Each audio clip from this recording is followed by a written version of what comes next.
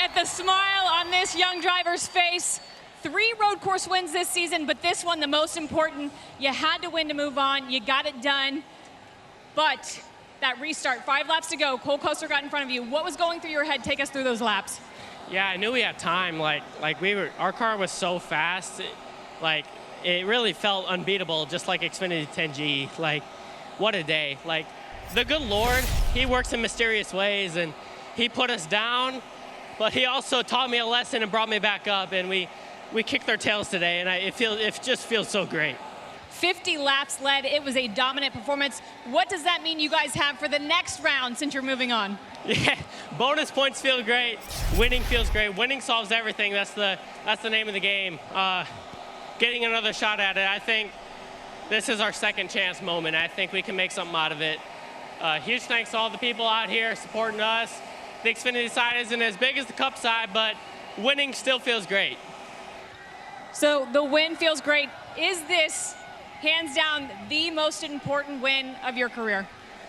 I think so. I mean, we can go on and do great things because of this win. This obviously is the biggest win of the season.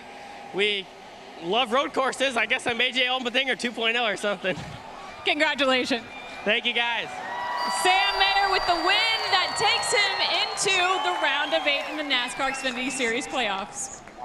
Because she wants a hug, and I think Daniel does at this point, because I don't know how much more he could have done. Second in the first stage, second in the second stage, got your stage points, and did you know it was for everything at that last corner?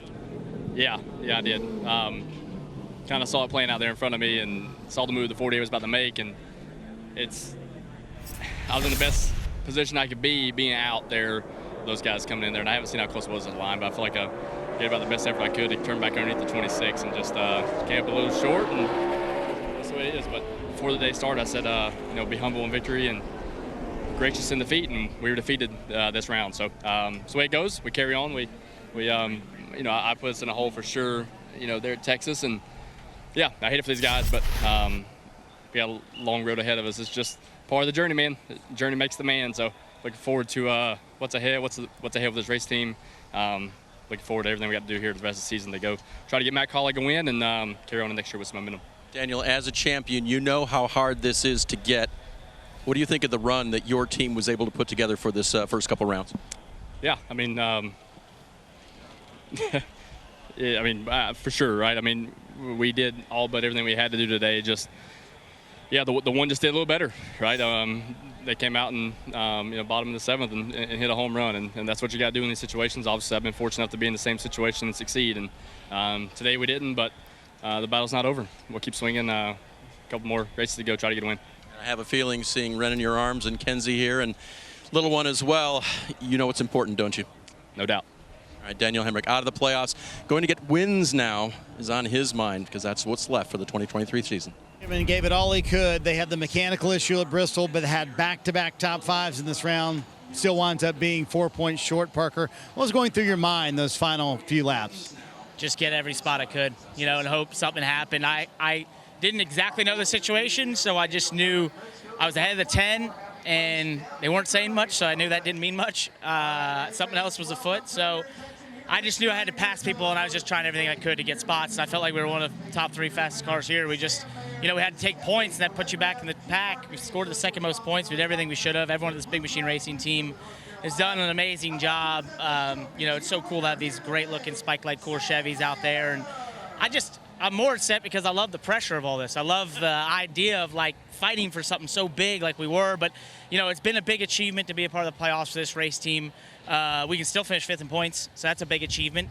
I think I can be a better driver in 2024 than I was this year for them, and we can be, we can take these top 5s and make them top 3s and first places, and I think that's what we need to go out there and contend for a championship. But man, I feel like every move, aside from that one restart, the first restart of the day, I felt like we were money. It's just not enough. How about the perspective for this race team, Parker? I mean, you came in maybe not knowing if you could make the playoffs, and here you are just 4 points short of making it to the round of 8. Does that make it a successful year? Yeah, I think, my brother texted me before this and said, hey, you've already won. And I felt like that when I got this ride at the beginning of the year, to be honest. After 9 years out or whatever, I've won in a lot of ways. But I really wanted to go do something super special, right? I just loved every moment of trying to make the playoffs, and then through this time period, I have absolutely just loved this amazing pressure you're put under, this immense, constant idea that everything matters, everything's so important. I just have enjoyed that so much. So we still going to take that energy in the next few races. We're going to finish 5th in points, but we'll be as fast as Xfinity 10G. I never remember to say that, so now I'm going to learn that better in 2024. There you go. So they wind up 4 points short of the round of 8. Sheldon Creed finishes 10th today, but more importantly moves on, but only 2 points though. Walk me through those last laps, what your team was telling you, how nervous you were. I don't know if I was nervous, but it definitely wasn't fun. Luckily I had the 48 and 10, just 2 ahead of me, and I could kind of watch them, and I was kind of judging off of what they did. If I needed to, to make some Hail Mary move on the 20 and 21, but just kind of stumbled our way through this first round to make it. So really just fortunate that we had the luck we did at the times we did, and at the end of the day, just need to bring faster race cars. Today was really tough for a road course for us. So a lot of work to do, but just appreciate everyone at RCR, ECR Motors, everyone at Wheeling that's helped us out. We have the Fox Parkinson Research Foundation on the car this weekend. Sonny Wheeling was here somewhere watching, and he's had Parkinson's for 17 years. So a really cool car for us to run today, and just proud of everyone's fight. I'm looking at points for the next one. I don't know. We're going to have to go win Vegas or Homestead. I have those 2 circled, and I don't know. We can't stumble our way through the next one, that's for sure. Sheldon Creed moves on to the next round, but thinks it's going to be a must-win in the next round if they want to fight for a championship in Phoenix. Well, Josh Berry winds up 3rd, a terrific road course effort for you, but how much was the power steering an issue for you today, Josh? Well, first off, we had an awesome car. These guys, everybody on the 8 team did an amazing job. Obviously, the best car ended up winning. I feel like Sam was a little bit better than us, but us and Justin and Sam seem really close to the best 3 cars there. So I'm really, really proud of the effort. Right, I just brought a really good car, practiced well, qualified well, and raced well. And yeah, we developed an issue there a little bit early on. Basically, under any sort of load, it had no power steering. So like on the big track and through some of the compressions of the infield section, it just had no power steering and it hurt me a little bit. I just got a little sloppy there the second half of the race and made a couple mistakes there that took us out of it. But we fought back in there, had a good restart there at the end and brought it home 3rd. Really, if I'd have done a better job, Mike could have got 2nd. But all in all, just really proud of the day we had today. I don't think anybody expected us to be as good as we were, and we were awesome today. And I'm really proud of Taylor and Kevin and all these guys for the car they built and the preparation that we had. So unfortunately, our first 2 weeks put us in a bad spot, and we were well aware of that, but we fought well today. So I just want to thank everybody at Junior Motorsports for everything they've done for me, all the opportunities over the years, and a great car today. High Rock Vodka, thank them so much for coming on board. All other partners on the 8 team, Johnny Morris, Bass Pro Shops, Tire Pros, Jarrett Logistics, Lube Zone, everybody that's been a part of this. It's been a lot of fun. I want to thank Kevin. I had a great conversation with Kevin this week. He gave me a lot of notes and stuff and really helped me for this place. And we put a lot of preparation in today, and we came up 2 spots short.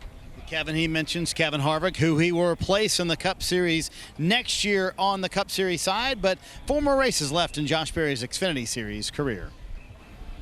Well, Jeff Burton knew his back was against the wall today, and little penalty, little shot there at the end. It was kind of a rough day for you. Yeah, I sped on pit road. That was unfortunate, but it didn't really affect our race. We drove right back to 12th or whatever, but at the end there, just spun my tires a little bit too much compared to those guys, and then I was just going faster into one than I had been all weekend, and just locked the front tires up and wasn't going to make the corner. And I just hate that the 7 car was there to get into my mistake and my wreck. I respect Justin a tremendous amount and hate it for Junior Motorsports and all his people, and didn't make it any better. I'll definitely reach out to him, but total screw up on my part. I just wish he wouldn't have got caught up in my wreck, because I was wrecking if he was there or not. It was nothing he did, totally my fault. Just overran the corner. do you think about this year for you guys then? You're a smaller team.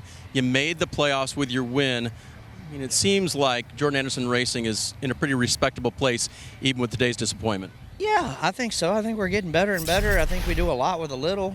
I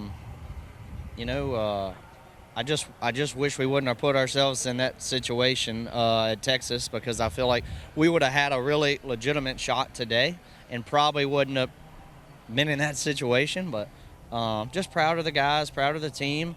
We'll try to finish 9th in points. We can still do that, and we're racing for the owners' points too. So hate that we gave up a lot of points there at the end today. That was a hard hit. It definitely didn't feel good for me, and I know it didn't feel good for Justin. So just hate it for him, hate it for my guys, tear up our car. But we'll go on to Vegas next week. Hi, I'm Parker Kligerman. For more access like this from Pit Road, be sure to click and subscribe to the Motorsports on NBC YouTube channel.